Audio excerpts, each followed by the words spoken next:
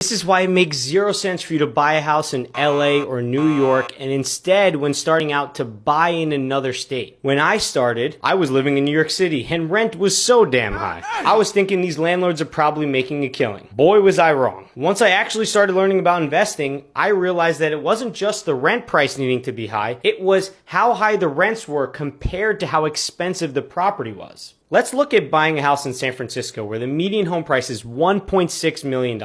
Good luck getting the down payment for that, but let's say you did. You'd still have a really high mortgage every single month of $8,780. But the average rent price of a house in San Francisco is only $3,905. You'll end up losing $4,800 per month and let someone else live in your house. Does that make sense? Whereas instead, let's say you bought in a city like Bay St. Louis, Mississippi, where the median home price is $49,713 and the median rent price is $914 per month. Your mortgage will be $266 per month, and you'll be using that $900 in rent to cover that plus all the other expenses you have, and then you'll have a couple $100 left over for yourself in profit. It's the ratio that matters. Follow for more tips for beginner real estate investors.